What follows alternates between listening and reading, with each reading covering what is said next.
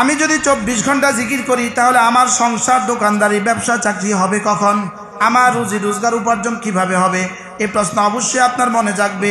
তবে সত্যিকারের জিকিরের যারা অভ্যস্ত তাদের মনে এই প্রশ্ন আসতে পারে না। আমরা যারা সত্যিকারের জিকিরে অভ্যস্ত নই তাদের মনে অবশ্যই প্রশ্ন আসবে।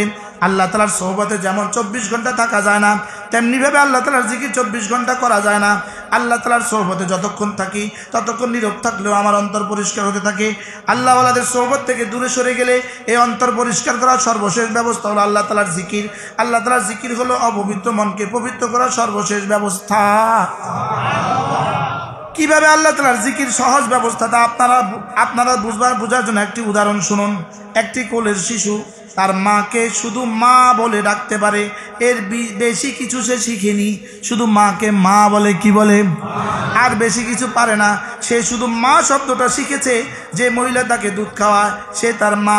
এই কোলের শিশুকে বিছানায় শুইয়ে রেখে মা যদি কোনো কাজে চলে যায় আর শিশুটা যদি শায়িত অবস্থায় ঘর থেকে ডাকতে থাকে মা মা মা, আর এই শব্দ যদি মায়ের কান পর্যন্ত পৌঁছে, দেখেন মায়ের কান পর্যন্ত কি 50 বার ডাকলে কি মা শিশুটার কাছে আসবে না? কোলে তুলে নিবে না? সুবহানাল্লাহ। শুধু কি পারে বলতে? মা মা। বাচ্চা শুধু বলে মা মা। আচ্ছা, এবার মহিলা যত ব্যস্ত থাক ছুটে আসবেন কিনা? বাচ্চা শুধু কি পারে? আর কোন শব্দ? এখন মা ছুটে আসবে কিনা? আচ্ছা, এবার যদি আমিও একটা শব্দ পারি, আল্লাহ আল্লাহ আল্লাহু আল্লাহ আল্লাহু আল্লাহ আল্লাহু আল্লাহ আল্লাহু আল্লাহ আল্লাহু আল্লাহ লা ইলাহা ইল্লাল্লাহ লা ইলাহা ইল্লাল্লাহ লা ইলাহা ইল্লাল্লাহ। মা মা বললে যেমন মার কলিজায় ভালোবাসার জোয়ার উঠে, মার কলিজায় ভালোবাসার আগুন ধরে। আল্লাহ ধরে না? আচ্ছা, পাকঘরে থাইকা যদি বাচ্চার মা আওয়াজ শুনে তো মার কলিজায় কেমন লাগে? হ্যাঁ, দুধের বাতিলে দুধ, বাচ্চা ওইদিকে মা। এবার দুধের মা বেশি না বাচ্চার মা বেশি? হ্যাঁ, চুলাটা বন্ধ করে অথবা বন্ধ ছাড়াই তো দৌড় দেয়। বাস্তব না বাস্তব? আচ্ছা, মাছ ফুটতেছে, ওইদিকে মা বলে ডাক দিছে। দুষ্টুমি করতাম বেশি ছোটবেলা, তো মা কইতো তুই আর আমার মা কইস না, তুই আর আমার মা কইবি না। তা আমি একটু পরে 1 মিনিট পরে কইতাম খালাম্মা, একদম মুচকি হেসে দিত। শেষ। কি মা মা বললে যেমন কলিজায় লাগে, সুবহানাল্লাহ বললেও মালিকের কলিজায় লাগে। আলহামদুলিল্লাহ বললে মালিকের কলিজায় লাগে। সুবহানাল্লাহ। বাকি দুনিয়ার মানুষ একসাথে 2 কাজ করতে পারে না। দুনিয়ার মানুষ একটা করলে আরেকটা পারে না। আর রব বলেন না না, আমার সব কাজ একসাথে করতে কোনো অসুবিধা হয় না। দুনিয়ার মানুষ একজনের দিকে তাওয়াজ্জু দিলে আরেকজনের দিকে তাওয়াজ্জু দিতে পারে না। রব্বুল আলামিন বলেন আমি সারা পৃথিবীর সবগুলো ভাষা একসাথে বুঝি, সারা পৃথিবীর সবগুলো কথা একসাথে শুনি, সারা পৃথিবীর সবগুলো দেখা আমি একসাথে দেখি। সুবহানাল্লাহ। আজীব না? সারা দুনিয়ার সবগুলো মেয়েদের পেটে, সবগুলো মায়ের পেটে বাচ্চা, সারা দুনিয়ার সবগুলো জানোয়ারের মাঝিদের পেটে বাচ্চা।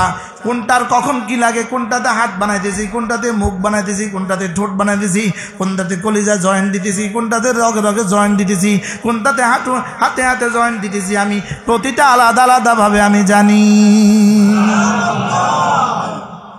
কি ভাই? এজন্য আমাকে একজনে ডাকলে আরেকজনের ডাক শুনতে আমার কোনো অসুবিধা হয় না। সুবহানাল্লাহ বলেন। একজনে দিতে গিয়ে আরেকজনে কম দিতে হয় না। সুবহানাল্লাহ বলেন। একজনের রং দিতে গিয়ে আরেকজনের রং কম পড়ে না। একজনের ডিজাইন দিতে গিয়ে আরেকজনের ডিজাইনে কম পড়ে না। কি হ্যাঁ, আমি যা বলছি সব এবারত আমার কাছে আছে, আরবি এবারত আমার কাছে আছে, বুঝছেন? ওহো, মালিকের কাছে ডিজাইন জানি কত আছে।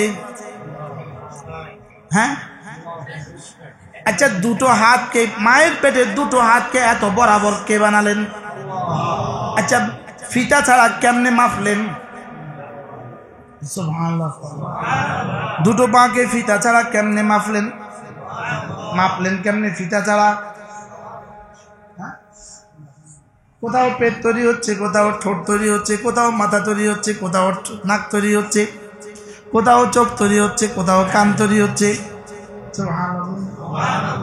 আজীব বিষয় হইল, কানটা দেখেন মাথার সাথে এইভাবে আলোক লাগানো, লেকিন আলোক কিছু দিয়ে যদি আপনি এখানে যদি একটা ইটের টুকরা দিয়ে ঘুমান তো ঘুমাইব।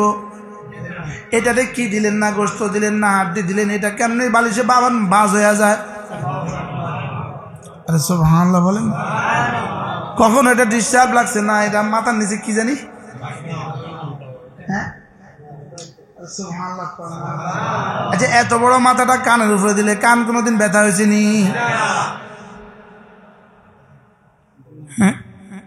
ব্যথা হয়েছে?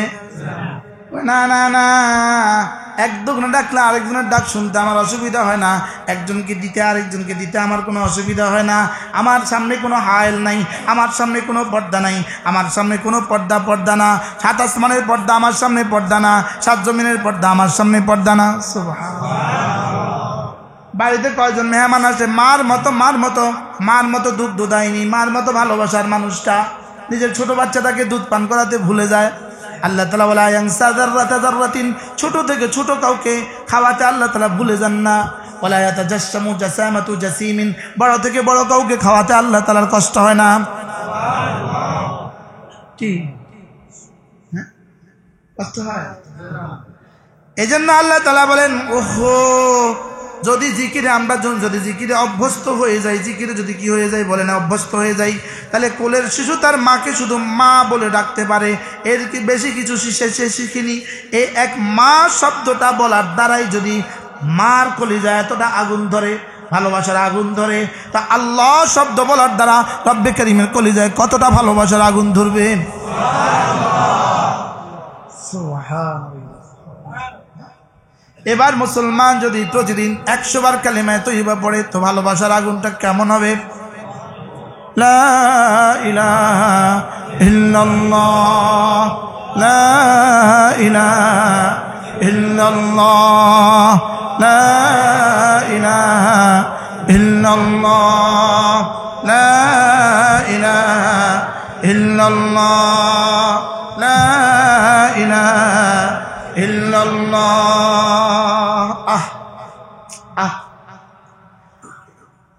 তাহলে বোঝা গেল, মা শব্দটা সন্তানের মুখ দিয়ে উচ্চারিত হওয়ার সঙ্গে সঙ্গে মায়ের কলিজায় গিয়ে লাগে। ঠিক তেমনি ভাবে আল্লাহ তাআলার কোনো বান্দা যখন আল্লাহ আল্লাহ বলে ডাকতে থাকে, তখন আল্লাহ তাআলার অন্তরে গিয়ে সে ডাক বুঝে যায়। এজন্য হাদিস শরীফে রাসূল করিম সাল্লাল্লাহু তাআলা আলাইহি ওয়াসাল্লাম বলেন, কোন বান্দা যখন আল্লাহ তাআলাকে ডাকে, আল্লাহ তাআলা সাথে সাথে বলেন, হে আমার বান্দা, বলো তো কেন ডেকেছ? এই জন্য হযরত নানুপুরি রহমতুল্লাহ আলাইহি, জমিরুদ্দিন নানুপুরি রহমতুল্লাহ এই কথাটা হুজুর সবসময় প্রায় ওয়াজের মধ্যে বলতেন।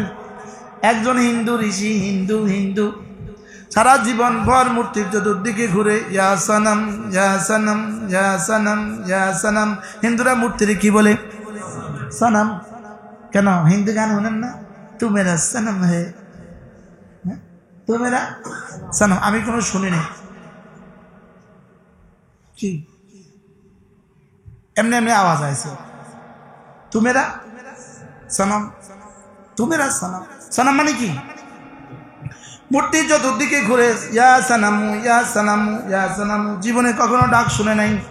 একদিন মুখ ফসকে বের হয়ে গেল, ইয়া সামাদু।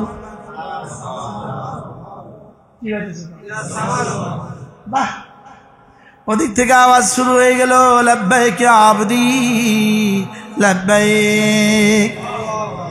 বলেন, বান্দা কেন ডেকেছ বলো? ভুলে ডাকছে না ইচ্ছা? তাহলে ভুলে ডাকলেও রব জবাব দেয়। সুবহানাল্লাহ বলে। ইচ্ছায় ডাকলেও জবাব দেয়, অনিচ্ছায় ডাকলেও জবাব দেয়। একবার কয়বার ডাকলে আল্লাহ তাআলা জবাব দেন? একবার। বলেন কয়বার ডাকলে আল্লাহ জবাব দেন?